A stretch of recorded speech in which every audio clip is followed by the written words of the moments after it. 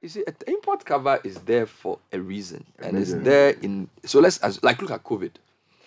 So if there's COVID and there are so many things you can't do, you can't trade properly, you can't produce new things to get new foreign exchange, and you have to pay for essential supplies. Or touch wood, you are at war with a country and you've been sanctioned, and therefore only the reserves you have is what you can use. You know, I mean, the US dollar is the main currency for global trade, right? So if you have less than a month of import cover, it means that if something untoward were to happen in the world, then you needed essential supplies that you needed to pay for using US dollars or using cash or using your reserves. You would have less than a month need. So you summarize your daily import needs. Okay. And then you calculate how much of that you need for a month. And you have less than a month. It is a very serious metric. And the fact that the IMF's analysis then for the Bank of Ghana's analysis, I mean, IMF's report was looking at the end of the year. All right. And the BOG has also released their report. But I don't know how to put it. The biggest challenge we have is that the headlines around the economy, like the debt exchange and all those things, they actually belie the bigger issue. All right. So people are arguing over DDE. There's a discussion about whether we get the IMF deal or not, and all those things. Those things, I think, are surface issues. The main issue is that a lot of businesses have gone down. A lot of businesses are not making money. The economy is going to struggle for the next foreseeable future. And apart from the fact that people's personal incomes have also been, if you like, expropriated by this debt exchange, you know, and people's capital has been impaired. The banks are releasing their financial statements this week. You should take a closer look at the financials. You know, I'm not one who uses bank profit as an indicator of anything, right? But beyond just the losses, it's serious. And, you know, then the other thing is that whilst all of this is going on, the government is still borrowing massively. You know, like the T-bills are oversubscribed. I wonder who people are even still lending to the government. You know, so there's a lot of problems. You know, so I don't know. Maybe we'll find time to get into the details of what this means. The 3 weeks day there. Well, for what is worth. That is even when it is there. Yeah, if it is there. For what import cover is worth and what it means. 3 weeks back. It's a serious situation. Yeah, we're chopping it small. It's a serious situation, and I don't know if there is an agreed strategy to take us out, because as I said last time, the IMF program will not solve the problem. It is a palliative. It will ease the stress. The 3 billion will not come in one tranche. It will come in chunks of 300 million, which will be premised on actions you take, a lot of which are very painful. There have been suggestions by different groups of people, including the individual bondholders and the Ministry of Finance, as to what government should do to really reform the system, what we call fiscal reform, leading to structural reform. We don't seem to be getting that. So everybody's just waiting for this 3 billion palliative. All our attention is on this 3 billion palliative, which will not solve the problem. All right? Money is not being pumped into productive uses. Elections are coming. We'll see a lot of vanity projects. We'll see a lot of boasting about we've done more roads, we've done more hospitals, we've done more schools. That's not how you behave when you have only 3 months of import cover. You get me? But we will not lend because the IMF will come, give us 3 billion. We'll use it to make campaign. And then we'll say we've broken all the records, we've done the right things. Then by 2025, whoever wins the election will start a more serious austerity program, which will force us to cut essentials. All right. So I think the IMF program is overshadowing the bigger issues of what we have to do. So it's almost like we are using the IMF program as, yesterday I was somewhere, somebody said, Charlie, we need to get the IMF money. If we want to get the IMF money, we are doomed. And I'm saying you are doomed if you do, you are doomed if you don't. Because it's not about getting the IMF money. It's about what you do irrespective of the IMF money. But it's like, right now the current economic thinking is that let's just get the IMF 3 billion and then we can all breathe easy. And I think it's false hope. I think it's false hope because the IMF 3 billion, what does it do? It gives you time. It gives you a little credibility. Who is even going to lend to you? As I'm talking to the bank of the World Bank is having to pay, essentially we defaulted on our Eurobond on the 14th of April, and the World Bank has had to come and step in as a guarantor to make a payment on our behalf. So they are actually already lending us money. All right. So I don't think, the narrative of the IMF is like, well, you're so broke, so IMF is going to give you some money and then you'll not be broke anymore. You're actually taking a loan. It's like a lender of last resort. And it's just 3 billion cedis. Dollars, So I think that the discussion around the economy should be, so how do we solve this problem in a more sustainable way beyond the reprieve of the IMF program? And I'm not hearing a lot of that. All right. So it's something I think we need to bring to the fore more forcefully. So this 3 months of import cover, this 3 weeks of import cover is terrible. The reserves are not there. And the other point is that our future, our children are going to be paying monies. That's the problem. Imagine if you are in university today and your generation is going to be in charge of the country in 30 years. You're already starting from below zero. And the problem is that you can't even see what they've done with the debt, the money they borrowed. You understand? And what's happening is that we are worsening the situation because our sovereignty is almost gone. Officials have been brought in to police your Bank of Ghana, to police your Ministry of Finance, to check everything you do. You're a sovereign country, for God's sake. And then you went into this foray to international capital markets as if it was an achievement. It's almost like I'm grown. It's like you're telling your parents, Daddy, I'm leaving home because I'm grown enough to borrow money to rent a place to live. So, and the fact that more avaricious lenders are lending to you, you sort of interpreted that to mean some sign of economic maturity. So like in the past, only concessional loans were given to you and you were only lending from bilateral, you're only borrowing from bilateral partners. So it means your economy is not strong enough. But because now you're going to get oil to compound your gold and cocoa, so now you can borrow from more ruthless creditors. And that in a weird way means you are mature. Like, how is that even? You get me? So the whole mentality around the borrowing was wrong. And then a lot of it was around the political business cycle of, okay, there's an election. We need to do roads. We need to do legacy projects. So we'll do one village, one dam. We'll do whatever.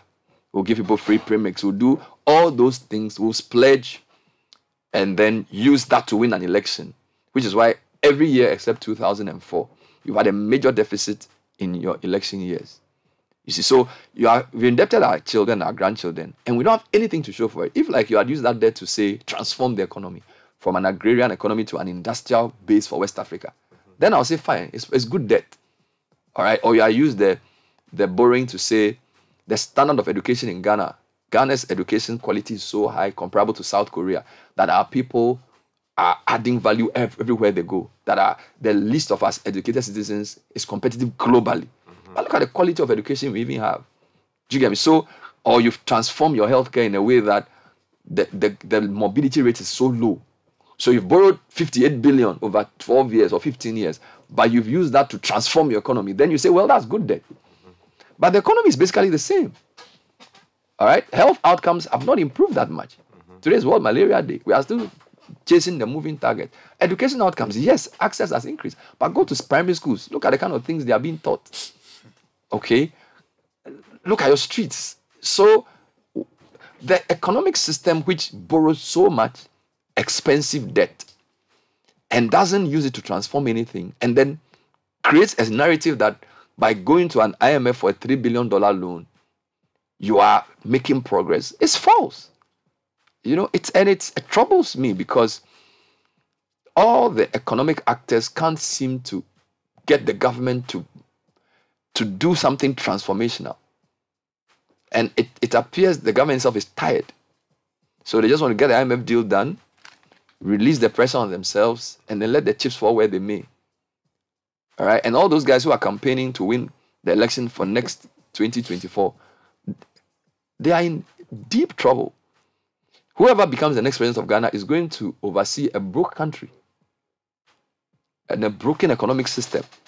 And I'm not sure I'm even hearing from them what they are going to do to fix it.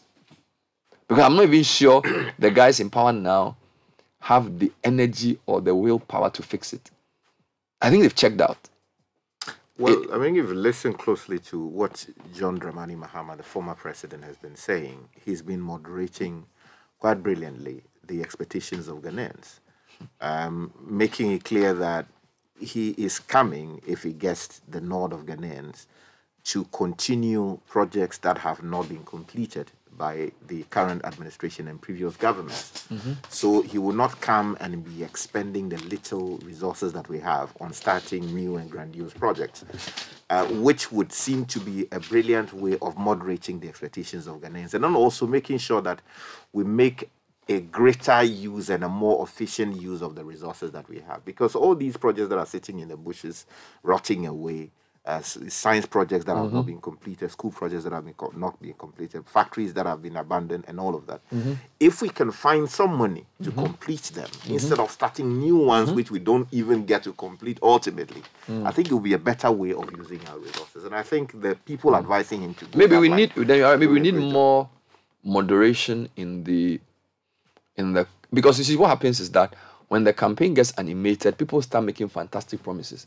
And then those fantastic promises translate into fiscal discipline, profligacy, or no, what's the word to use? Yeah, they call it populism.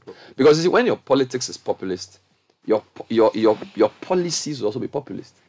All right, because if you go and promise things that you can't do, then you'll be forced to look for money that you don't have to do those things, because you somehow believe that those things is what the voters want. So so the manifesto said this. The manifesto is not a development document. You can't run a country based on a catalog of promises. Because a manifesto essentially is that. You are telling people that this is what I pledge to do. What you actually need is a development plan moderated by directive principles of state policy. So the development plan tells you that whoever is in power, this is what we want to achieve with education. And this is how we are going to raise the revenue to do it. All right. Then the directive principles then provide a constitutional framework to guide you in how you allocate your resources. Okay, so you don't even need someone to come and promise you those things. But what I'm saying is that because the policy is so competitive, fine, this is a year and a half to the election. Let's wait till next year by now and start seeing the things that they will start saying. All right, and then some other citizens become complicit because we say no road, no vote, no school, no vote, no hospital, no vote. All right. So the politicians also say, we'll give you those things, and then, do you understand me?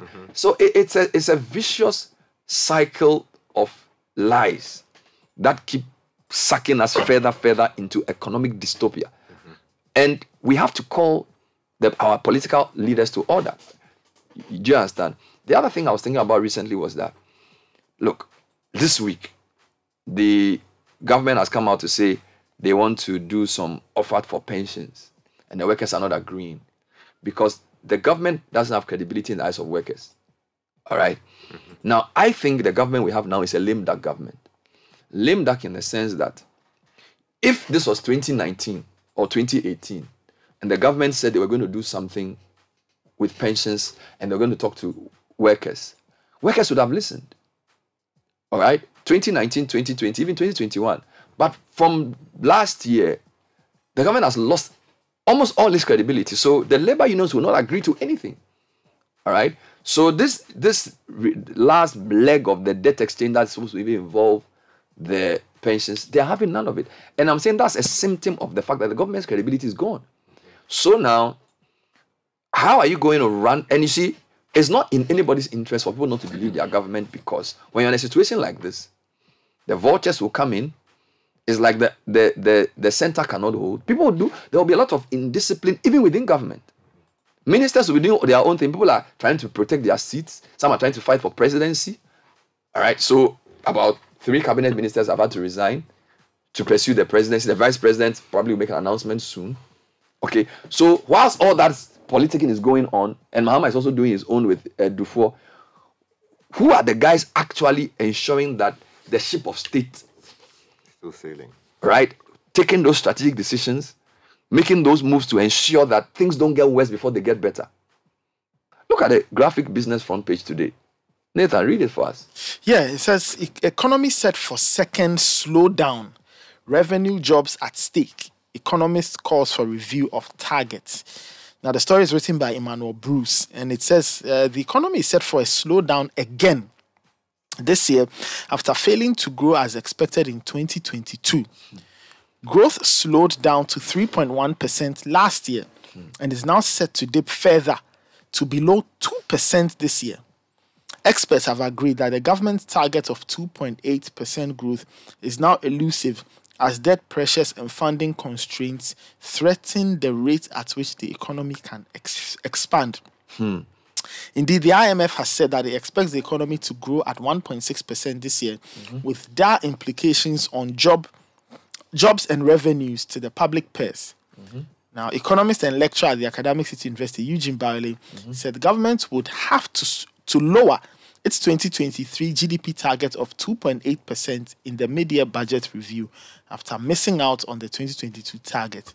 Mr. Barley said the 2023 budget was also out of gear as most of the revenue measures and external funding sources had not yet materialized due to the delayed negotiations of the IMF. You know, I remember a few years ago, the IEA led a process of a Transitions Act, Political Transitions Act, which I have not read in its entirety. But my understanding of that act was that it was to create a platform for peaceful transition of political leadership. Right. I feel there should be also. Yeah, I should look into it for me. There should be an emphasis on economic transitions too, because I feel like this particular government is digging an economic hole for its successor, and that the next 4 years is going to be one of the toughest for whoever wins this election. And we also probably need to think about how to create. So because your agri minister, your trade minister, and your vice president are all focused, I think, now on their presidential campaigns. Okay, these are three. So apart from the finance ministry, because you've given... They're out of government. Yeah, I'm making a point. So you have a new agri minister at the twilight of an administration. You have a new trade minister at the twilight of an administration. All right?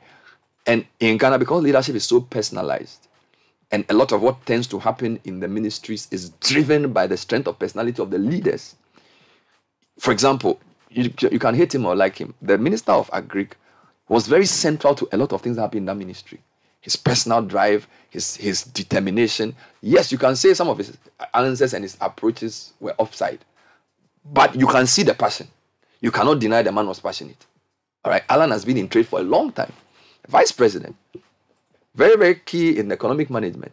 I'm saying that all three are focused not necessarily on this immediate challenge. All right, so they've replaced two of them. There's a new agri minister who's now having to probably learn the ropes. It's a new ministry. The new trade minister, Katie Hammond. All right. Finance minister himself, there were calls for him to go.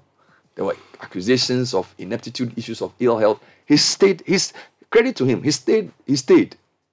Right. But I'm saying that right now, I don't think any business group believes anything he says in terms of if they promise we are going to pay this or that.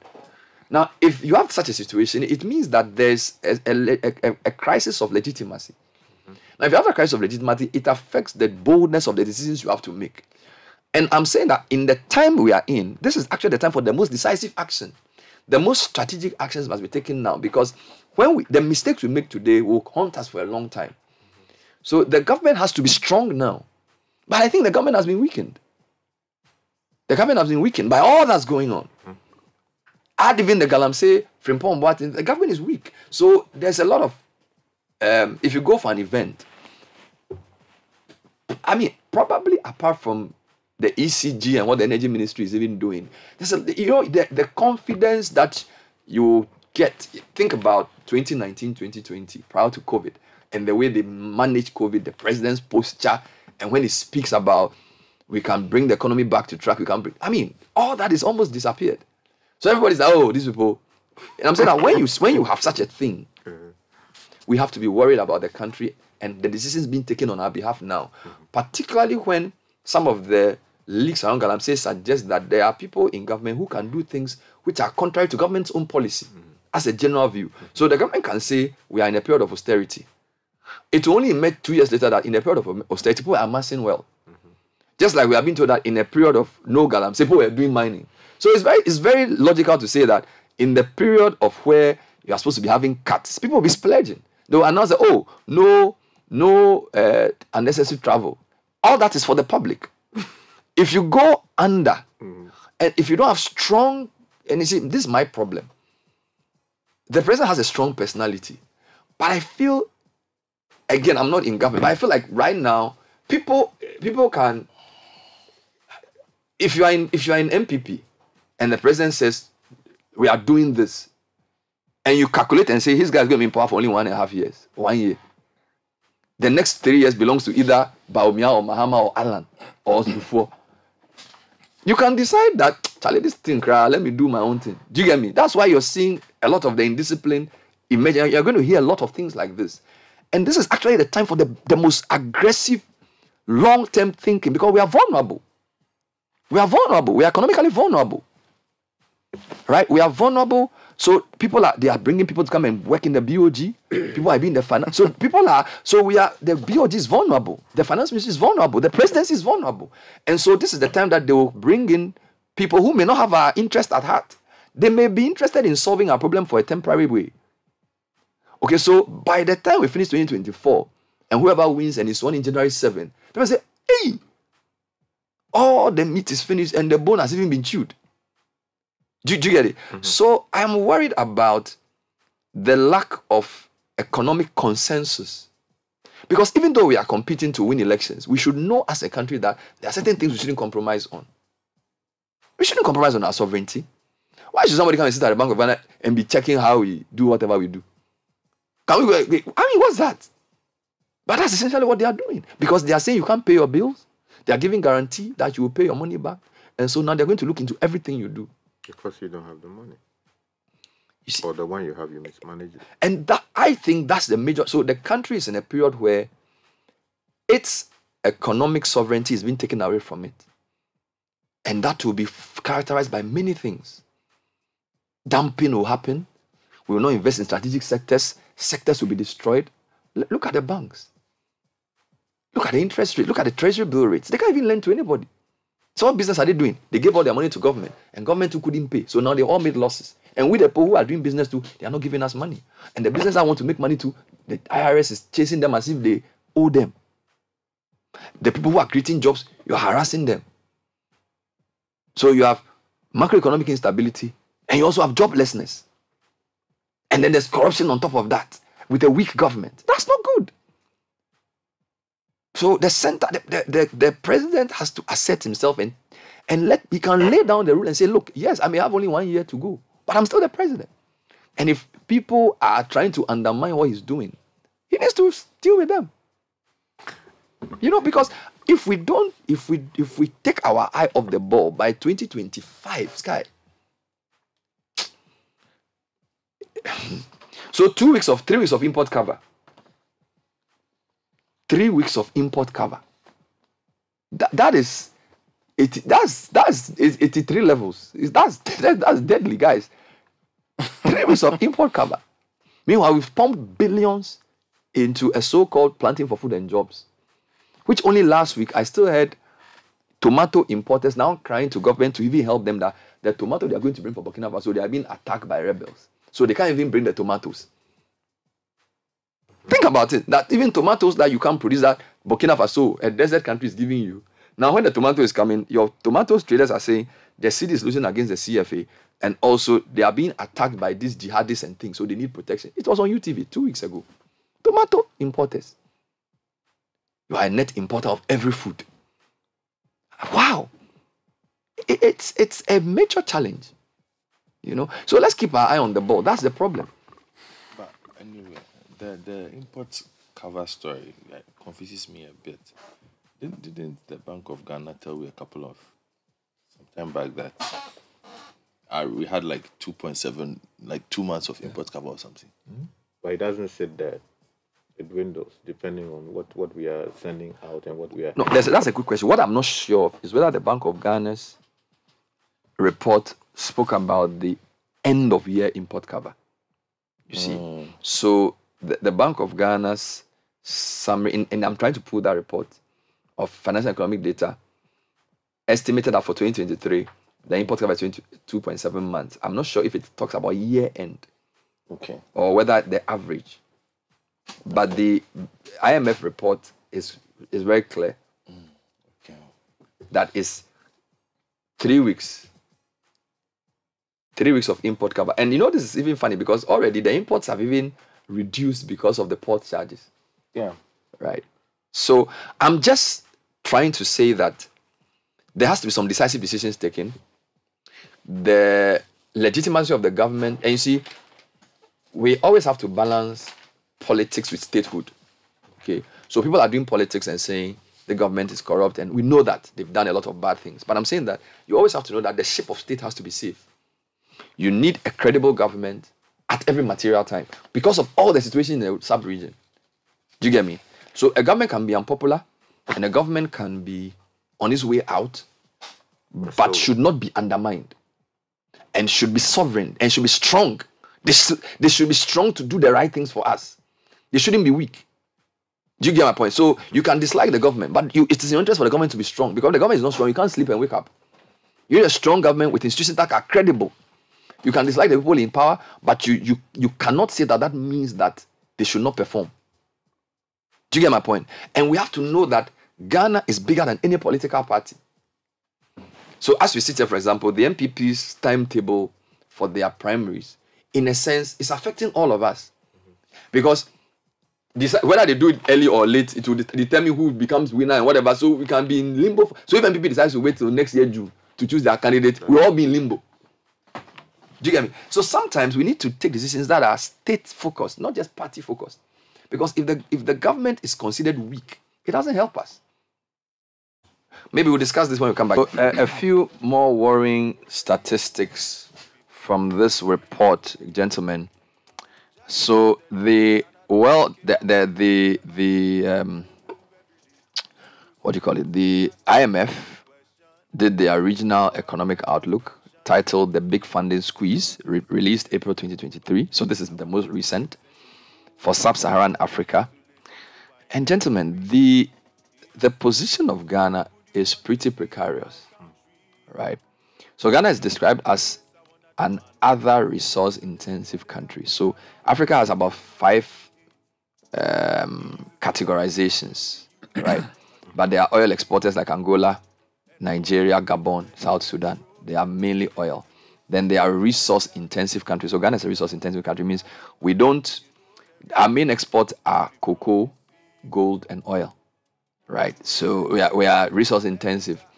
Then there are countries like Cote d'Ivoire, Malawi, Senegal. They are not resource-intensive, right? Now, that's not my focus this morning.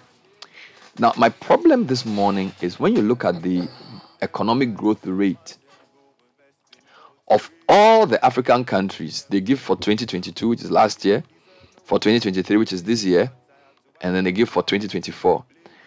Ghana has the lowest economic growth projection for this year, except one country. So we are basically last but one in the whole Africa. Equatorial Guinea. We are beating only Equatorial Guinea. My brother. It is so serious.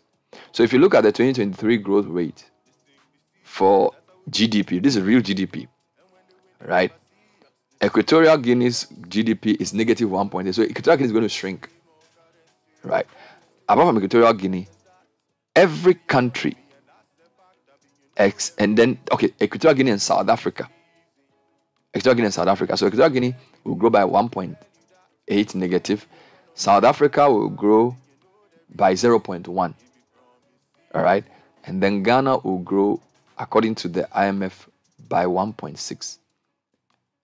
So we are the third lowest grower. Guys, this is serious. Now, South Africa is going through a major energy crisis, and South Africa has a bigger economic base. It's the biggest economy in South Africa. In Africa, I think after Nigeria. No, I think Nigeria has. Yeah, so they are the top two. So they have a bigger base to grow from. But I'm just saying, Ghana's economic growth rate for 2023 will be the last but two now. So apart from Equatorial Guinea and South Africa. But that's not the only problem. Borrowing costs are the highest in Ghana. So there's a chart on page 19. Sub-Saharan African countries, changes in policy rate and inflation. All right. So they are showing you their inflation rate and the change in policy rate in terms of the spread. The lowest in the region is Botswana. All right. Then you have countries like Mauritius, Rwanda, and Namibia having pretty low rates. Ghana has the highest, 40.2 in that chart. So not only is our growth the second lowest in the sub-Saharan Africa, our inflation is the highest. So you have low growth and inflation. What do you have? And our policy rates have been increased. Again, look at the chart. Look at the orange. You see the chart? So the change in policy rate is shown by the orange arrow. Ghana has the longest arrow. All right. So it is just, and then there's also another chart, page 20. They are talking about exchange rate depreciation in 2022. In SSA, they group the depreciation from the lowest of less than 20% to between 10 to 20 and all that. There's also depreciation of more than 50. There are only two countries in that category. One of them is, what's the country next to Zambia? Zimbabwe. Zimbabwe has the highest. The second highest in terms of depreciation is Ghana. So look at the map. So you see the deep colors. Zimbabwe has the highest, followed by Ghana. We have the men following. So you have the second lowest growth rate in the continent. You have the second highest inflation. In fact, you have the highest inflation in that category. Again, apart from Zimbabwe. And then you have the second highest economic depreciation rate. Do you understand? So these are, I mean, if Sky, the basics of economics, growth, inflation, exchange rate. That's right. So the three main markers of economic performance, and I'm saying this to say that, look, we are in a difficult situation. So this is when you need your best, most inclusive, most forward-thinking strategic leadership, right? Not just crisis management. Because when you are in, what's the technical word to use? You are in a pit, a slimy pit. Yeah. That's when you need to be most strategic and tactical. Desperation will Won't kill help you. anything. Right, when you are in a difficult situation, you need cool heads to prevail. But when I listen to the politicking and all the things happening around us, I mean, it tells you there's some missing link between the seriousness of the economic situation and the political response we are getting. Okay, so you put the MPP's statement last 2 weeks in perspective, right? This is not the time to be beating war drums. Yep. Right? But what do we hear? Okay, I could go on. I don't want to depress people. Godfrey asked a very important question, which I'm not able to answer now. That the apparent difference between the IMF outlook, where the import cover issue is released, and the BOG's own economic and financial data, of which I don't have, but of which the papers have published various angles. Okay. And what is troubling is that there doesn't appear to be any solution in sight. Okay. So Parliament, I don't think the government's posture is for one of consensus building. Parliament doesn't seem to have what it takes to rein the government in. All right. And these are tough. And now people don't believe the government. So the People don't? see the pension companies, I think they met with government and had discussions around how to manage the debt exchange in a way that will be beneficial to the pensioners and the government and the whole economy. But for some reason, when the government was making those interviews after the IMF program, I don't know whether it was the way the media reported it, that there was going to be another debt exchange. Because you know that the pension... You mean after the spring meetings in Washington? Yeah, you see, the debt exchange excluded individual bondholders, but collective pensions were... they were silent on it because they hadn't figured out how to deal with pensions. And this is the thing. So let me explain. We have different tier 1, tier 2, tier 3. Your pensions companies also invested your monies in government bonds. All right? Because when somebody takes your pension, indeed, a lot of the money that comes in to support Ghanaian companies by way of private equity and venture capital are pensions of, in fact, not private equity, development finance. All right? So when British aid or Scandinavian aid comes to give you money to do something, to invest it, some of those investments are from the pensions funds of those countries. So a pension fund, if you give your pension to Senate or to whichever company, they have to invest it in a sensible way so that by the time you are old enough to be paid, the money is there. All right. So by law, the law allows our pension companies to give up to 70% of their investments to government. And they give the money to government. And the government says, we don't have money to pay. So come for a debt exchange. And the workers say, no, you can't. Because our pension money, by law, we give the money to Senate and the other people, and they've come to buy your bond. We don't tell them how to invest our money. But we don't want you to say you can't pay. And as soon as government decides that they are not going to pay pensions, the credibility of the whole system collapses. So the pensions guys try to design a package which will guarantee that their interest will be paid. And they try to communicate that. And the workers still say no. Why? Because they don't believe the government. And then you add this recent announcement where 2 months ago they say, oh, they'll pay. And then they've defaulted twice. So now Kwebu and Co say the government has lost credibility. Why will workers agree for any discussion around pensions if you are failing to pay those who say you pay last month? Do you see what I'm talking about? So a government cannot work its way out of economic problems if it loses credibility. And by its own actions, it's losing credibility. Because if you say you tell people and send you that you will pay, do an entry, then 1 month later, the money hasn't hit their account with no explanation. What do you expect them to do? Do you understand my point? So there's a serious crisis of credibility that we are facing. And I've said it before, I think that this is the best time for economic consensus building. Put MPP aside. Call and say, look, we are teetering at the brink of stagflation. Do you know what stagflation is? Yeah, when you just said it. But Bernard, let me just make small inputs into what you're saying, and then you can continue on this consensus point that you're making. Should that consensus not be on the back of an admission that there is a problem? And I've consistently told you that when you listen to the government's position on a lot of these matters, the government does not sound desperate. Their actions, for those of us who have eyes and who have the know-how and the knowledge, look desperate. But when they talk, you understand, it looks like we have everything under control. Everything is going on as planned. Even if this has come up yet, we know how to handle these matters. You understand? From the calls of MPs to get the finance minister removed and the response of the president, up to the finance minister himself, who has said that he's the best man for the job, and the president has never said otherwise about it.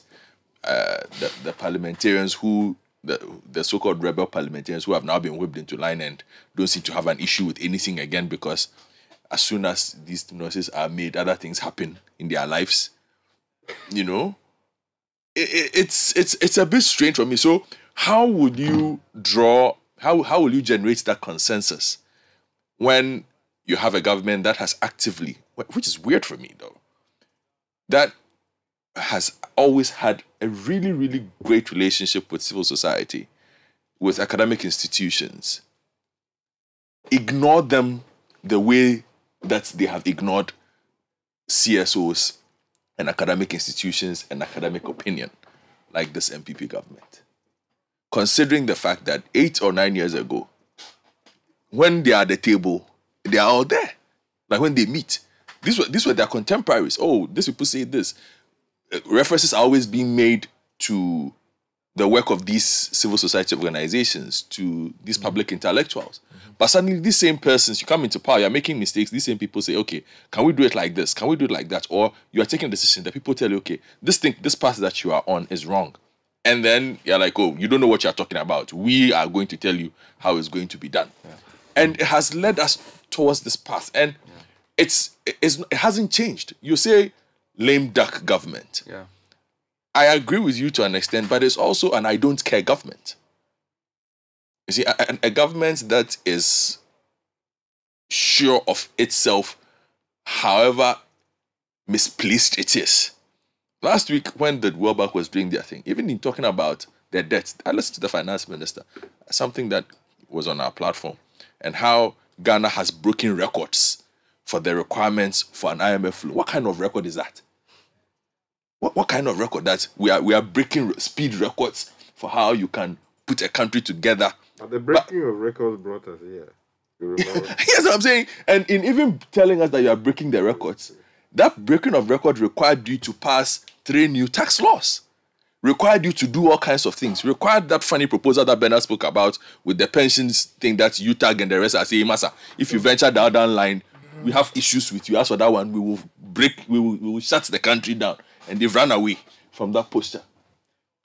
You understand? So even when the finance minister who's running the economy talks about these things, it's like, okay, we are doing everything well, better than most people, including the fact that we messed up at record pace, and we are even breaking records trying to beg people to fix this.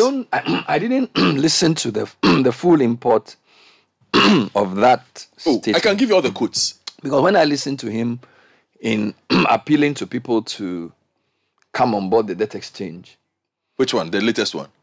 Just the historical past few months, generally. Uh-huh. It's coded, but there appears to be an admission that there's a problem we are facing, which is unprecedented, so we should all come on board. No, there isn't any admission in the sense that the key component of that meeting with those persons involved them telling you that there is a way out of this too. And that way out is that you must take a haircut. You must also take significant haircuts. And it made sense if you looked at the numbers. They did not, they absolutely refused to touch, which is the point I'm trying to make to you. So others have come to the table with a plan. People who handle billions of dollars as well, like you. And in fact, it is their money that you play with all the time. It is their money that Ken Ofori-Atta plays with all the time. Now they come and sit down with you and tell you that, okay, these matters that we find ourselves involved in, perhaps if you try this way, outside of the way you've been trying it, we might be able to get ourselves out of the situation. They sat down with you, listed A, B, C, D. Did they pay attention? That document is in the gutter somewhere. No, it's not. The problem is that, look, I feel like the government collective, the finance minister is managing a crisis. The approach he's using may not be popular, and it may be how shall I say, it may be inimical to the economic functions of many people, but at least he is the one in the middle of that storm. What I'm saying is that the government overall, if you listen to them when they did the rally at was in Price or wherever, yes, the tone of the MPP leadership was completely oblivious of the reality that the country is facing. Do you understand? So they were almost like, Charlie, we'll get this IMF deal. When we get the IMF deal, then we'll show the NDC that they don't have anything to say. Yes. So I'm saying that in a difficult situation, different people have to do different things. So let's say finance is doing the dirty work. Yeah. All right. To try and bring some semblance of stability. But the government overall doesn't seem to be moving in that direction, which is my problem. And I'm using that to talk about dysfunction. Yes, I agree. Okay, you are focusing more on the take it or leave it approach, the methods he's using to get. I mean, he's driving a hard bargain. He's saying, look, we have to all take a cut. They are trying to beg our external creditors to also give us something. So that's what he's supposed to do. to get the numbers right. But I'm saying that is not even in sync with the commentary and the body language of everybody else within that same government. But it will not happen, and it has never happened, because the one moment that has happened, which was when you had the 80-something MPs come out and tell us that, look, things are hard, and so we need to make a change. It lasted 1.5 weeks. No, they said that thing was a false. In fact, they said number one, it wasn't 80-something. Okay. They said number two, it was a few disgruntled MPs, some of whom were being influenced by the now agreed minister. So now it's like they brought, in fact, they considered an internal fight. So it wasn't even seen like some...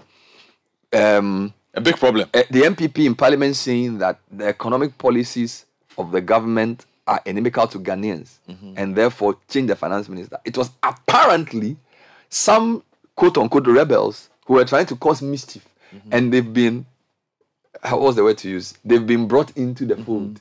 So they are all quiet now, which is why that thing has fizzled out. So because the economic conditions that precipitated that revolt have arguably worsened. Yes. So if that was a principled fight based on economy, that fight should still be going on. But let me so ask you I'm a inclined question. to believe those who say that this was really not about principle. It wasn't like some MPs had gone and say, oh, Charlie, the way the minister is going, the country will collapse and therefore let him be removed. They were more like, so it was like somebody is doing nya to some people and we need to revolt against him. And as soon as those guys who were doing the revolt were sorted, all of a sudden they've gone quiet.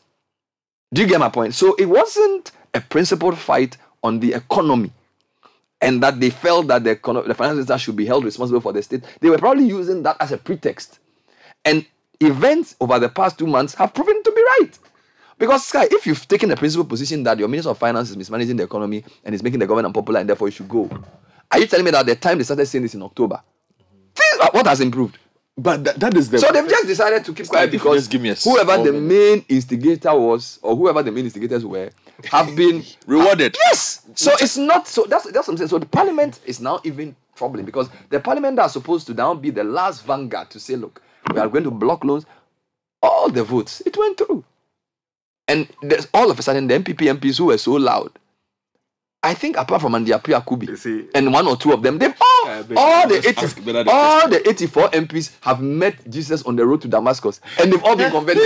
today on the day all of them. No, you see, on the road to Damascus. So on the day that I am avoiding, hold on, Sky, on the day that I am avoiding my usual political the road to Damascus. They've all analysis. You have decided to enter that space. They have seen the Lord. But my question though to you is the understanding of where we are, and that is a question that listeners can also ask themselves generally. And Sky and Nathan, I have always made the argument about the MPP speaking to its people. Yeah. Okay. And so once the MPP has said the yeah. so far as those human beings are concerned, the country's situation is not tough. Hold on. No. So I'm asking. So I want to ask you, the MPP supporters out there today. They are the ones I'm talking to. Yes. Not all Ghanaians. I'm talking to the MPP supporters out there. Yes. Do they actually think the country is in dire straits as we speak? That's a very good question. You know the answer to that question. In Ghana, voice is also part of economic power. So a lot of people who make noise on behalf of the MPP will be people who have been incentivized to do so.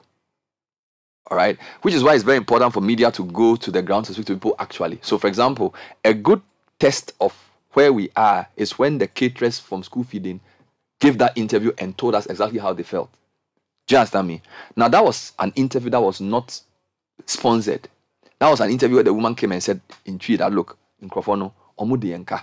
Ye MPP for, but omu ntuya ye bre. Ye hu train. That was a very good interview. Now, what am I saying? The economic reality that is on the ground is not what is being communicated. As I'm saying to you, the narrative is that we are going to IMF. When we get the 3 billion, everything's fine. We will, the thing will, and then we will now show NDC that they were worse than us. So the whole fight is about, okay, right now we are hot. Ukraine and Russia has come to mess us. COVID-2 came. And when COVID came, it blew us out of water. Ukraine and Russia has come to destroy things. But when we get IMF, things will stabilize. Then we will have the credibility for us to now take on NDC for the election. So that's the message. And I'm saying that message They've bought it. They are not selling it to everybody in MPP. I'm trying to explain the nuance. Okay. The school feeding caterer you interviewed last month Yes. is actually the true MPP person who's suffering. She doesn't have voice This month. this month. Is she suffering? The people who have voice will be arraigned spokespersons. And you know the spokespersons are like military accoutrement. So they give the key ones who go to the main stations. Yeah. Then they'll do to even the community radio stations. So they share them. All of them will be given the brief.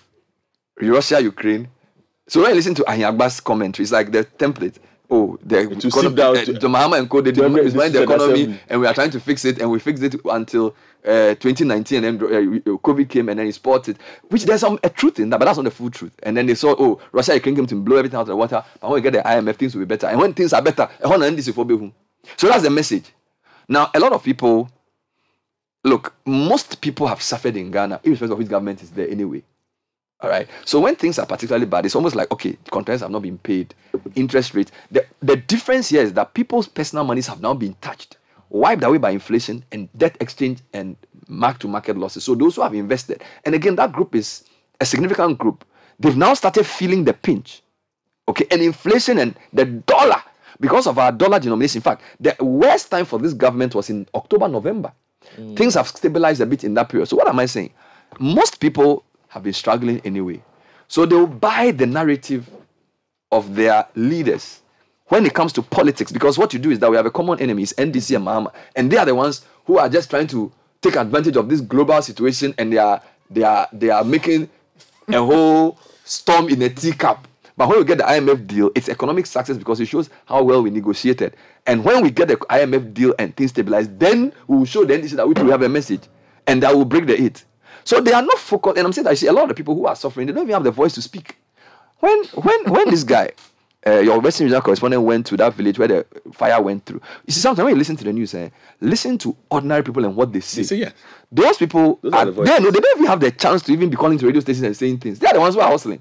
A lot of the guys who come on air and speak and send texts and things, a lot of them have interest, or they've been told what to say, or they have access to power, so they know the notes. So they are on some WhatsApp platform and they are discussing what they should say when they go to meet the people. Do you understand what I'm saying? So the MPP is comfortable talking to that, but the problem they have is that the middle class, who are neither really NDC or MPP, know that we are in a monumental mess. And that middle class, they feel it because their incomes have reduced, their expenses have gone up, and there's no way out. Their business are being taxed. Some of their cousins are calling them for money because they don't have work. So the economy will always expose you. So I'm saying that you can spin and propagandize and do all the things you want to do and get people to say whatever the narrative is. But I'm saying that when the economy is bad, you can't do anything about it. Right?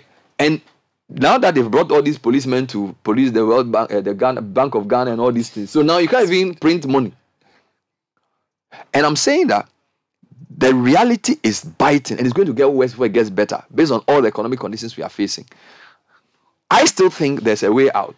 Consensus building, leadership which is more humble in accepting that we've brought this mess upon ourselves and we work together to solve it. But in the political environment we are in, it's wishful thinking to expect them to say that.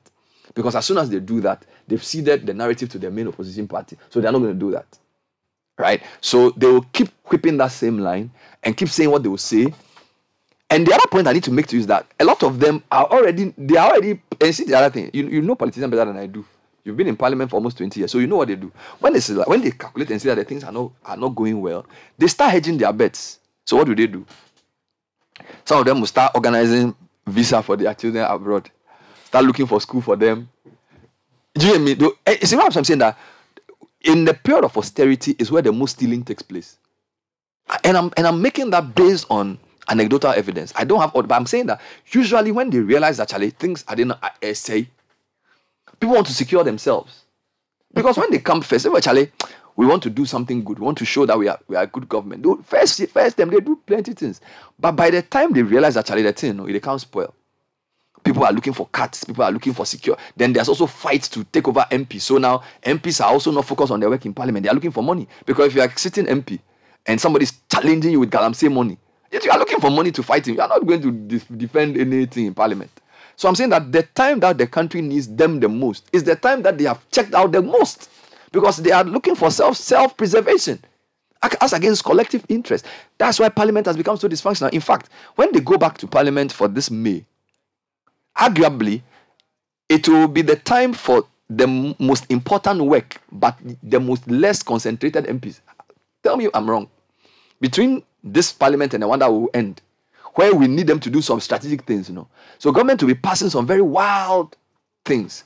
Most of the MPs, when they are there, they are on their phone. Charlie, Prime Minister saying, how many of the delegates do we have? Charlie, the money, will it come? Should I run again or should I resign? What are we going to do? If we leave, how are we secure? So he's sitting in the committee, but he's on the phone because he's not there to think about. So they brought some tax exemption, but he'll just pass it. Why are we voting? Okay, leader say anything. You look at the guy's face, when he realized that Patrick Boaman's move here, he also moved to that side. He's thinking about money to do his campaign. Right? So it's the period of the greatest economic need, and yet the least political concentration on the problem. You know Parliament. All right. So which I'm saying now, let's go back to the transitions thing and say, okay, what do we do when political transitions are about to take place to preserve the economy? Because if COVID has taught us anything at all, what we are doing now will determine the fortunes of the next president, whoever he or she may be. And if we don't find a way to actually enforce some discipline in government spending and in cutting down on corruption, you will come back here in March 2025 and start saying, hey, exposed. Do you know that during the period where the Ghana was doing debt exchange, people were building houses, people were buying cars, people were doing these things, and by that time the money is already gone. Okay, so maybe you can use the Parliament angle to speak. I don't know. Maybe some reform around what to do, whether to preserve. I don't know what to say, but clearly the quality of political leadership now is being tested, and I'm not very confident that the focus of our political leaders is on preserving the ship. It's on self-preservation, on regime preservation. It's on getting my candidate to win, getting the delegates to vote for me to do the primaries, or getting the presidency as a candidate. And you can't have two masters. No man can serve two masters.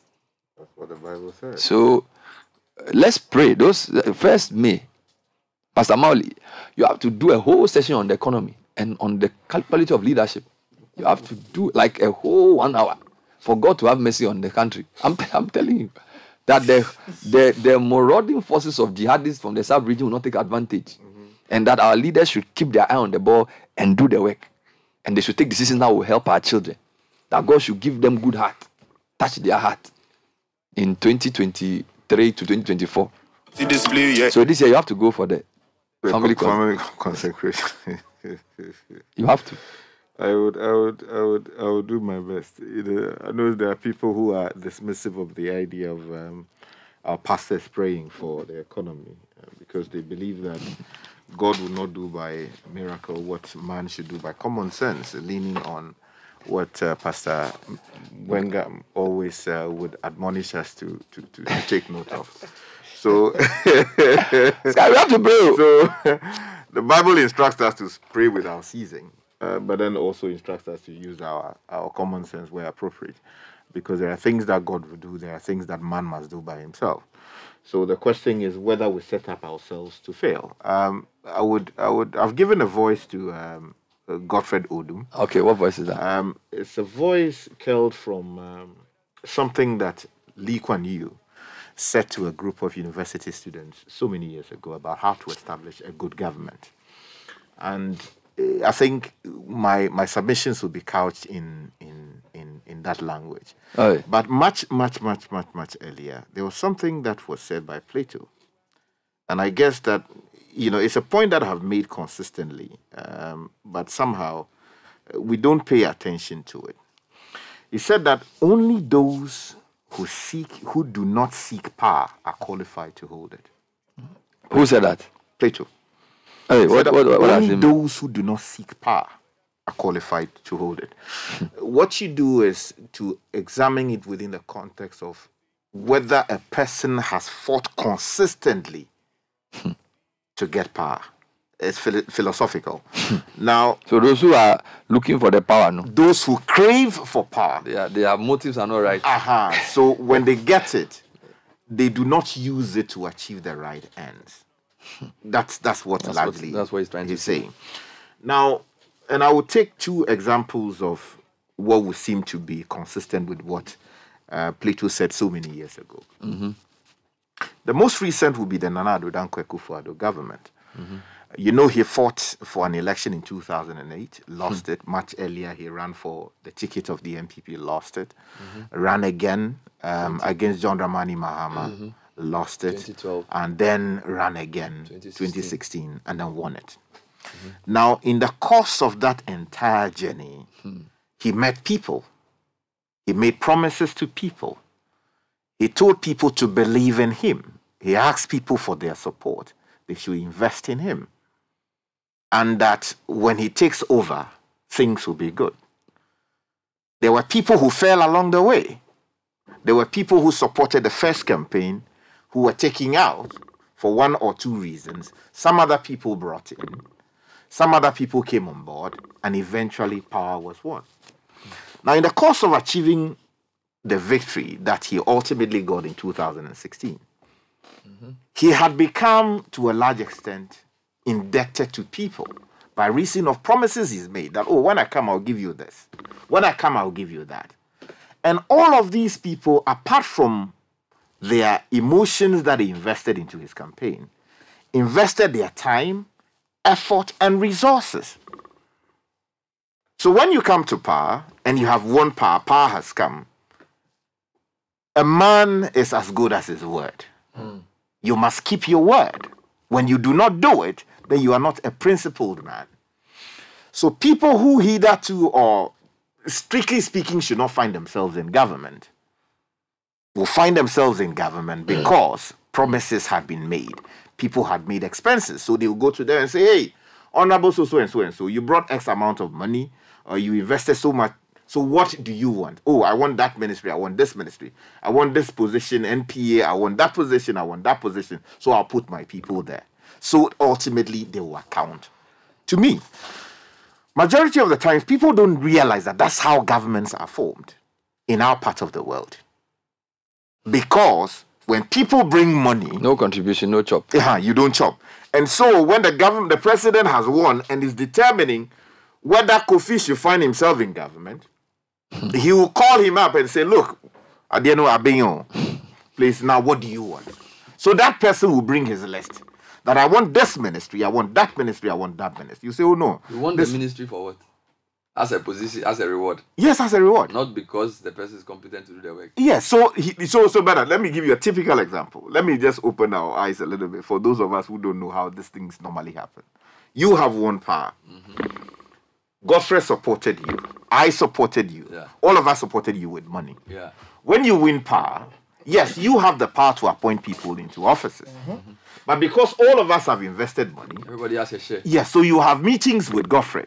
You have meetings with me. You have meetings with Nathan. And at those meetings, which are almost always separate meetings, you ask, Charlie, I recognize, thank you so much for what you have done. You have brought me here, and I'm grateful to you. Now, as a show of my gratitude to you, I made some promises to you that when the thing is well cooked, I will make some gestures. What exactly do you want? So Godfrey will bring his list and say that, okay, I want this ministry. I want this. Yes, Gapoha. I want exactly. I want free zones. Exactly. And all of those are because... And when he says he wants it, not as he wants it for himself, no, for his people. Yeah, he has a business interest.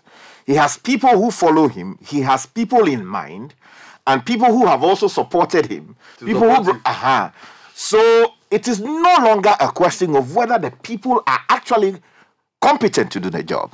And then also, the president doesn't know, majority of the time, these people.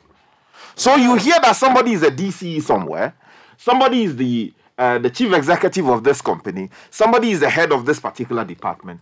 He has not met him. Godfrey has come to tell him that this is the person I want there. And if you have to honor your promise to me, that is the person you put there. Of course, the president takes ultimate responsibility. But that is how we have traditionally formed governments in this country.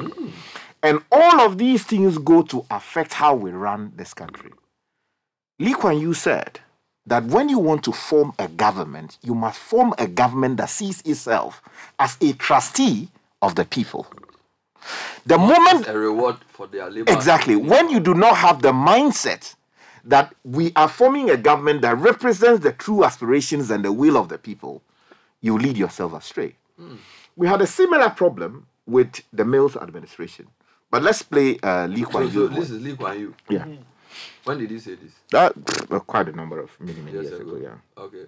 Regardless of the present missionary zeal of the Americans of democracy and human rights, which has broken up the Soviet Union, it would be misguided to believe that what has worked in very special circumstances amongst European societies and what is barely working in Korea and Taiwan is universally valid. How to establish good government? Good government means a government that considers itself a trustee of the people, whether you're king, chief, or whatever. Not somebody in temporary charge and insecure and therefore out to settle an annuity and a nest egg for yourself, which is what has happened in so many countries. So if you ask me what my thoughts on decolonization are, I think they are grim, because Western political scientists have not lived in these societies, have not understood that what is required is economic progress, development, and the final blossoming of a large educated middle class, which alone can sustain a democracy. When you have 60 to 70% of your population educated, knowing what will work and what will not work, then one man, one vote makes sense. They ask them why. Let's say my people go start sell the sky. On too many levels we did compromise. They bring still money, they can't tell us why. 4 minutes to 8 or to 9 on the Citi Breakfast Show. And this is a condensed version of a longer speech. And I think the gravamen of what he said was that good government is where the people see themselves as trustees. The leaders see themselves as trustees of the people. And it's not about any particular system. So the person can be a king, a sheikh, or an elected president. If they don't see themselves as trustees of the people, and if there is no strong middle class to then, in a sense, hold them in check and to also help to drive the ship of state, then you're going to fail. So I think the question was around his views around the Western model, whether it was the most successful. Whether it was universally applicable. Yes. And you said something much earlier about the fact that the ship of state is in unsteady hands and is in uncharted waters. And by reason of that, people who should actually focus on fixing the problem are now thinking of how to make enough for themselves to cushion themselves should they find themselves on the opposite end of power. And he made a point about that, not in as many words, but said that when people feel insecure and they are in power, they think of how to give themselves some annuity and all of that. These are decisions that are about self-preservation as opposed to preserving the interests of the people and serving the same. They are two different people, two different things. Yeah. So when you have a situation where the people are no longer thinking about the ship of state, they are thinking about themselves and how to perpetuate themselves, even when they find themselves on the other side of power, then you have a problem. And I said that 2 examples. You had a similar problem with the Mills administration because John Mills also fought similarly to become president. And I believe that, but for his health, perhaps he could have done better. But also because he fought a number of times to become president, quite a number of people who actually came to office, ideally, you would say that because promises had been made along the way. I think the lesson that we should learn from what Plato said so many centuries ago is that when you have someone fighting all the time to become president, investing money, blowing it, it doesn't work, he comes back. If it is a loan, he will go and take it, come. If it is something to sell, he will go and sell it and come. The fact is that when that person is ultimately in charge, he becomes indecisive by reason... So are you saying that they owe so much, they have to pay? Exactly. I mean... And the people they appoint are also paying they are collecting their pound of flesh. So Yes. the ship of state or the state becomes then the cow that they are price. milking. Yes. Because what it means is... So under the pretext of delivering development, they will do the least they can and then essentially focus on how they can recoup their investment. The state's resources for personal use. Yes. But then that's not a democracy. That's not government. That's the criminal organization. Aha, That's you not the see, government. Bernard, unfortunately, that is what we have. The reason is, Lord. you see, if you fought for power first time and you win it, or you won it, in that case, yes, you may still be somehow like indebted to people, but you are able to determine the terms of engagement. You see, let me make So you are claiming that the whole thing is that the more attempts they make, the more indebted they become, and then the more desperate they get. So when they get into office, they are weak ab initio. Yes, because you cannot tell someone who invested 200 million Ghana cedis in your campaign over 3 different elections.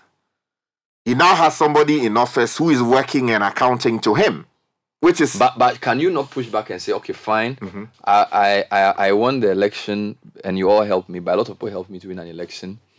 And my responsibility is to deliver a government that will make things work for all of us. So whilst you are good at raising money, you are not the best at deciding who becomes a minister. And therefore, your reward will come when the governance that I promise. Because don't forget that all the things you are saying, you've forgotten that they also came to tell us something to vote for them. So yes, you took money from whoever to give him campaign support, but he also came to tell us that he would do A, B, or C, which is the collective interest of the citizens. So you can tell this guy who gave you the money that, look, yes, when at the end of my tenure, you will benefit because I'm creating a fair playing field. I'm going to stop all the unnecessary economic, the bad policies of the previous government that we are told is what has brought all of us to our knees. And I'm going to do that. So my pledge, first and foremost, is the Constitution and the people of Ghana, not to the people who funded me. Yeah, so that is in the theory. And no, but that's what a strong leader should do. That is. Or once you take the money. That is what the text says. Once you took the money and you have your eyes on a second term, from the starting point, you are paralyzed by reason of your indebtedness to the person. But how do you win elections if you don't? So maybe we should go to the question of financing elections then. You see, I believe that the framers of the Constitution had foresight when they put the Electoral Commission in charge of things like that. And I believe it is for the Electoral Commission to properly police the process by setting up a framework that addresses concerns that we have raised repeatedly in a very, very substantial way about financing. But as we speak, if you go to them today to give you consistent reports filed by the various political parties and people running elections as to whether they had complied with the constitutional requirement, the statutory requirement that they should file their accounts, audited accounts, consistent. So you are boiling the whole thing down to campaign financing. It is part of the problem, Bernard. Are you serious? Because look, I can tell you, it is just I just don't want to mention names. There are people who are occupying ministerial positions who have no business being there. There are people who are chief executives who are on boards in this country who have no business being there. All because of reward for exactly. Finance. So you are reducing this whole complicated economic situation discussing. It is not the only problem. Financing. It is not the only problem. You think it's one of the main problems? It's a major part of the problem. Maybe I'll test that with the CSOs of this world to see how strong that point is. Because I feel like if you are, everybody needs help to win elections everywhere. So if you are going to use that, then it's almost like a cop-out. Because then the character of the leader and the strength of the leader is undermined. Unless you're saying that once somebody gives you money to run a campaign, the person controls you. You see, a leader, and a strong leader for that matter, is only as good as those who support him. Really? Right? That's the fact.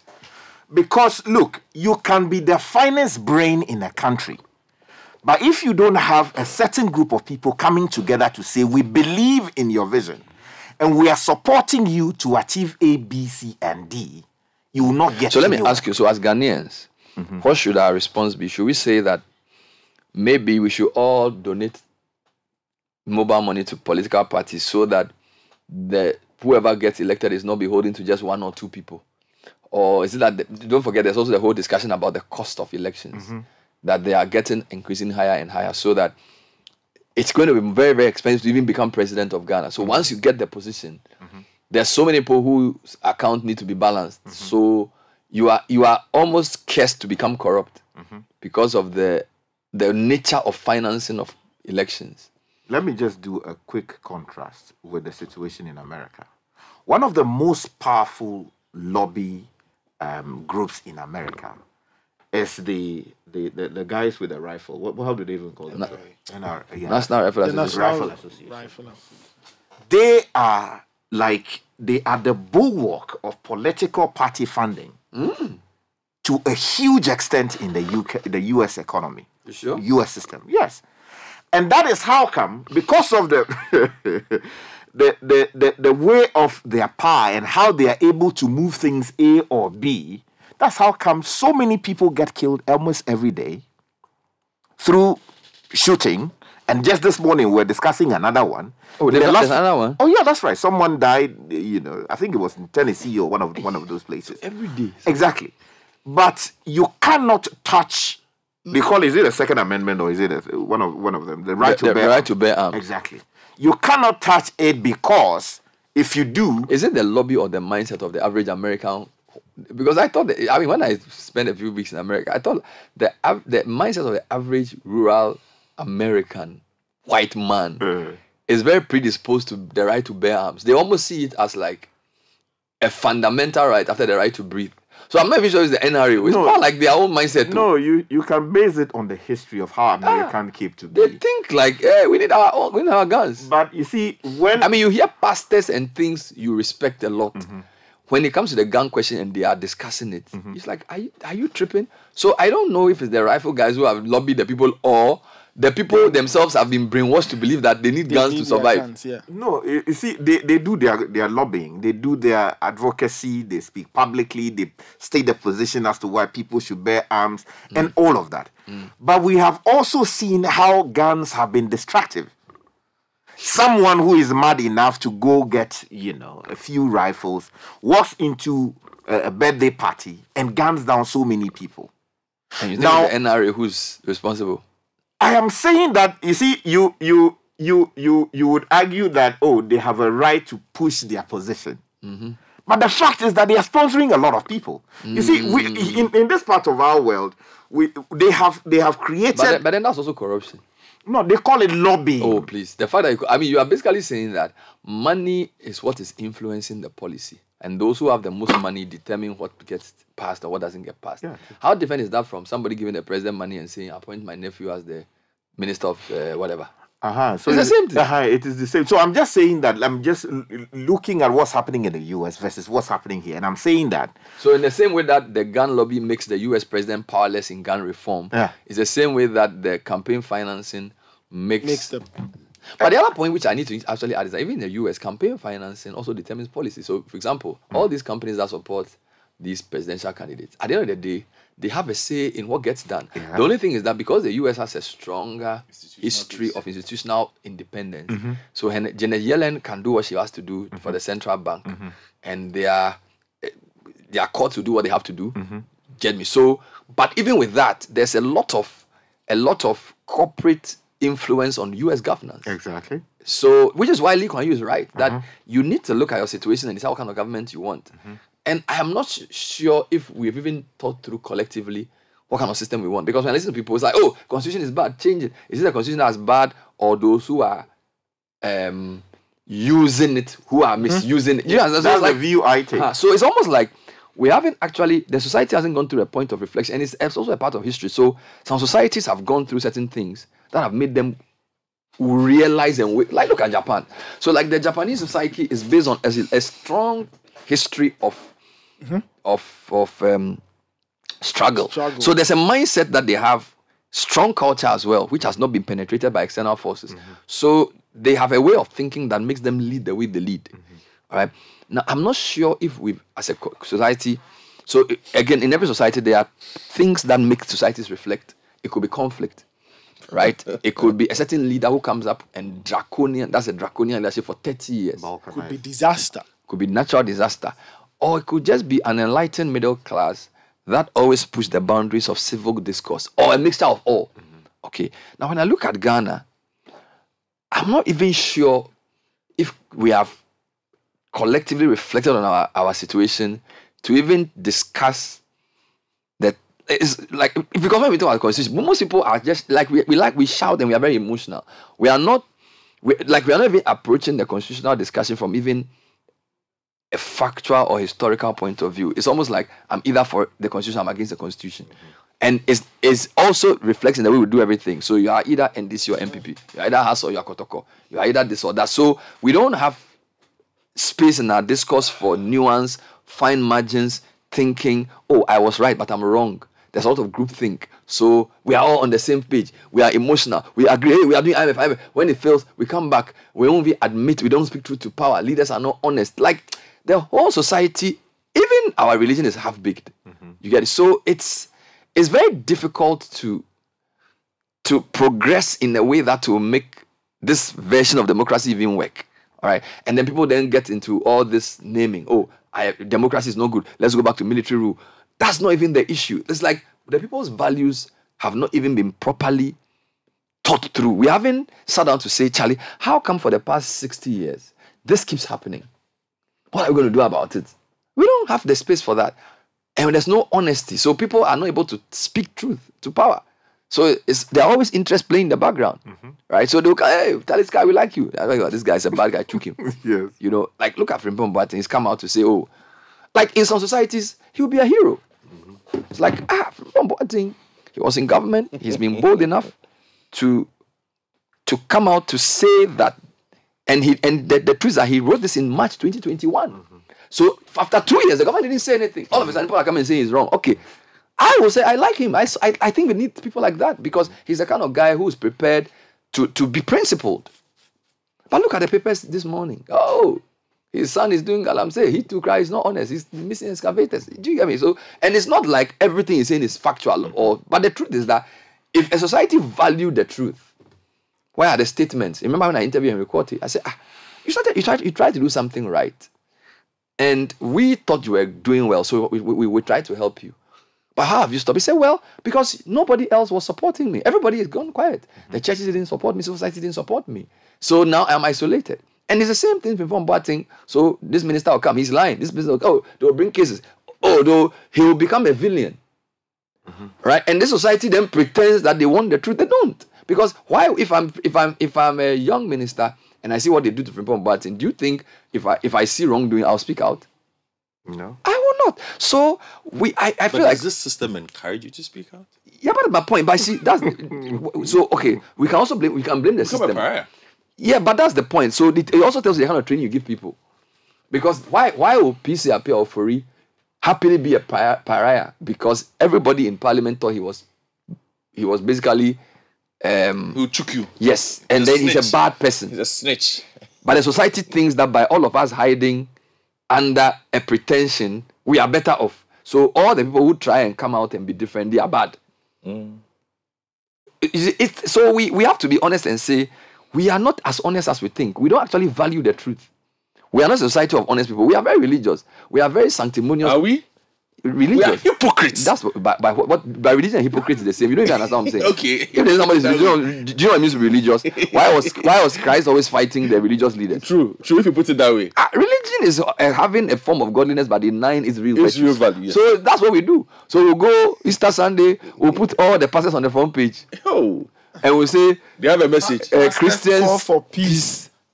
But there's no because you see, you don't value something unless you live it. Okay, and so I'm even moving away from the campaign finance to say that, Sky, it's possible to have some leader who will still be financed by somebody and still come and say, I'll do the right thing at the peril of his life. And that also tells you the crucible he came through. So whilst campaign finance is one of the problem, it's also the secondary schools he attended, the churches he goes to, his chiefs. How come when he gets the position, he's so weak? It's not just a question of campaign financing. It's also a question of the character of the person. So let's not... So yes, I agree, campaign financing is a big issue. But what processes do our leaders go through that make them so beholden to vested interests that they can't do the right things? Or why is it that when they get into office, it's all about me, myself, and my family? Why can't they place the country or the future first? It's the kind of training they had. It's the kind of values they've been given. It's the kind of sermons they've been told. So it's part. It's not just. I'm saying it's not just the objective issue of campaign or one hard issue. The soft issues are, I think, and you see, the reason why these soft issues are important is that they cut across, like, people of all religions. We do it. Christian, Muslims, traditionalists. We have the same mindset when it comes to certain things. You know, so soft issues are cross-cutting. They are even cross-generational. So in class 4, they are saying this guy is a chuka. And the chiefs are also doing the same thing. So National House of Chiefs, when Toby Apele says something, oh, he's a bad guy. Why did he return the money? He alone is a bad guy. He's trying to say we are all bad. So they snitch on him. From what he's trying to say. So you go to class 5P in your former school, and then the children are also being taught the same thing. Okay, so they will all keep quiet when something happens. Teachers say, who did it? They all keep quiet. Now, if the person who says it doesn't get rewarded, he is going to think that, Charlie, there's no benefit in speaking the truth, because when you speak the truth, you get what's the word? Become an outsider. Yes, you'll be alienated. Yeah. Do you get me? So I'm saying that a society that has not reflected on its journey and that is not honest with itself, to have honest conversations with itself, it's like you're a teenager. Listen to Kofi Amabo. He said, look, he was on the path to distraction. Listen to his story when he says he was doing so many foolish things, and he realized that at age 24, if he doesn't change his life, something's going to happen to him. So he gets, accidentally applies for the army and gets a job. And realizes that actually, if he hadn't got into the army, he would have destroyed his life. But he had a hard, honest conversation with himself that, actually, I'm on this path of enjoyment that if I don't take time, do you understand? So everybody has that reckoning moment where, like you, the Damascus moment, where you were, there was a day. Look, there was a day I became that, Charlie, this school I have to be serious. GSS2, Charlie, I have to learn. I've never learned in my life. So that PECs come. If I don't pass, I'll disgrace my parents. I'm the seventh of my father's children. Everybody's getting prize. I'm not getting. If I don't get serious, I'll be a disgrace. Then there's a reckoning. Now the question is that, has Ghana done that? Has Ghana sat down to say, look, we are a nation that is basking in past glories. Look, I just showed you the IMF outlook. Growth rate, we are second, last but two. Inflation, we are highest. Exchange rate, we are second but last. Put all of that together. Forget about Kwame Nkrumah and all the grandiose things he said and all that. We are not in a good place. Now, to have that conversation, it's not only MPP who go and have it. So the president cannot pretend that they have all the... If you want to heal a nation that is broken, you must bring everybody on board. And I'm saying that you can be the leader of a party, but you're the president of a country. You must distinguish party from government from state. There are three distinct entities. Head of party is politics. Head of state is the most... So the head of state is the most important function. So when it comes to economic restoration, it's both head of state and head of government. Right? Because the state needs to be steady. So when the government is weak, the state is threatened. And so a conversation among ourselves, there are many actors in the state, the chiefs, the pastors, the media people. We have to speak. And I'm saying that if we don't admit that we don't value truth and that the society is just hypocritical, we're not going anywhere.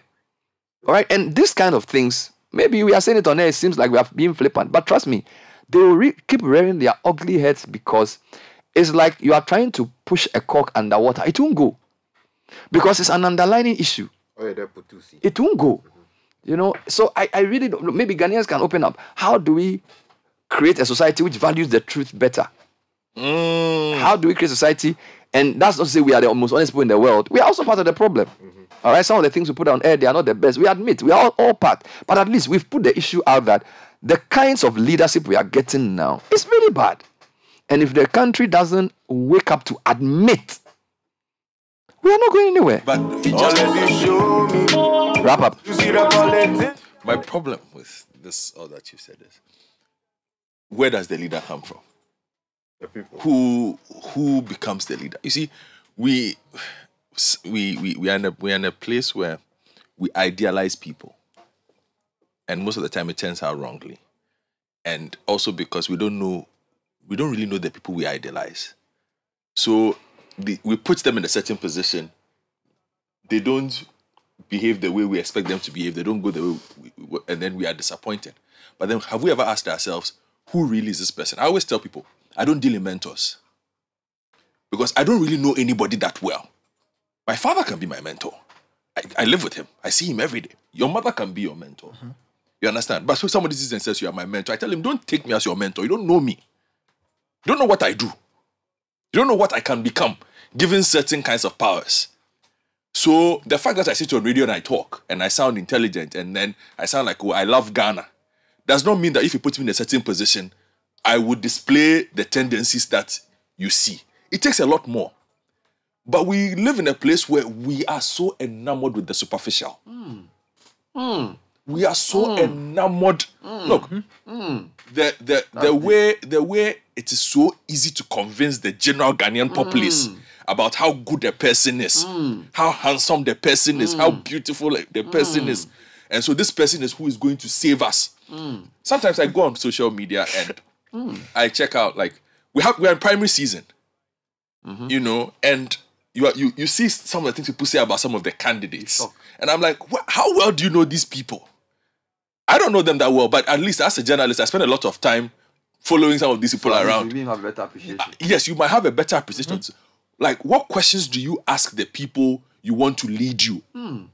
Is it that, so the person has a Land Cruiser, that's it? That is your requirement for who the person who should lead you is? And we have struggled to make it because most of the time, that is just what it is. The people who lead us, or we want to lead us, are the people we look at quietly and say, oh, so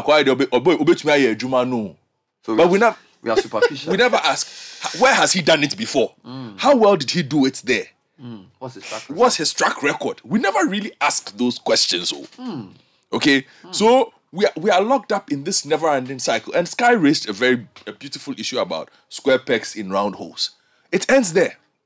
You see? Because we've heard of certain people, oh, this guy, he's some solid guy. Yeah, he's a solid guy. He's a solid guy. Solid guy. Okay. On the basis on that the he basis can of argue, what? because he argues well on radio. Yeah, because he's a solid guy from what? Don't forget that one of the ways to rise in politics, if you don't have money or you're not from a strong family, is to be eloquent. Yes. So if they put him on air and he brings the documents and is articulate and logical over a constant period of time, his solidity in media political advocacy translates into political capital. So he will obviously get a position in government. Maybe he doesn't even have values. Maybe he's not even honest. On a personal level, yes, I tend to be very irreverential of people, especially politicians. Yes. I, as a matter of principle, set out to be disrespectful of politicians. Yes, and I like it. Was a minister. And I said no, but I even set out from when I was a sports journalist. Nobody can come and bluff you. You started as the defense minister, so nobody can. So it's part of your prempe arrogance. But I forgive you. Go on. No, but even as a sports journalist, Nathan will tell you there are a lot of Black Stars players who used to tell me that I could do Mbwadie, not because I was actually disrespectful. No, but because you wouldn't see them in godlike. Yeah, I'm not going to sit down and have that kind of conversation with you. You must earn the right to be held in a certain light. And it came across as disrespect. For a lot of Ghanaian society, that is what it looks like. Oh, but this person is, why are you talking to this person? So this is why you are saying that the society is superficial. So we don't probe beyond the outward. And a lot of the people we idolize, they are glassy. Yes. When you pierce a bit, when you push a bit, you realize they'll crack. There's nothing there. A lot of times, we've had several times where there are people that you've read about, you hear things about, and they come for interviews. And even us as journalists, we are sitting in the place and we're asking ourselves, Charlie, what's happening here? And it's even happened here before. I remember, I won't mention him, but a couple of decades ago, decades, I'm not mentioning him, I'm just saying, somebody came to sit here, not in high regard. The person's career has not recovered. Yeah, but you can also say that a person, there's more to a person than just performance in an interview. No, it's not just that. So maybe that also superficial. Oh, that's true. Because somebody can be a person of substance good leadership track record and just not do well in interviews. No, but what we've done. So we should also have that balance. Yes, I understand that. But they can have a bad day. Maybe that day their husband didn't speak to them well. Maybe didn't work. Their wife didn't talk to them, so they conf. But what we've been able to do, and what the system has done, is to create a generation of lightweight personalities who we've created. I want to ask you another question on this. Don't you think social media worsens this? Because you said that in Ghana we are enamored by the superficial. A lot of the people holding high esteem are glassy, and we don't probe beyond the outside, right? So that you are saying we want substance, we want track record, we want integrity and honesty. Sky and Godfred and Nathan, doesn't the era we are in make this matter worse? Because in this era, socialites, media, people consider me a star. I don't consider Yeah. How can a media talk show host be a star? Yeah. For what? Okay, so is it also, am I misunderstanding that is just respect that's translating to stardom, or is it evidence of what you're saying that people are so enamored by the superficial? Yeah. That they are not actually, they are not, and social media can create this veneer where he has a nice page, he tweets some nice quote every day, and he's always doing something. So you think that this guy is great. It's a very well coiffed personality that always people have curate. So they are good. That's right. So they are curate.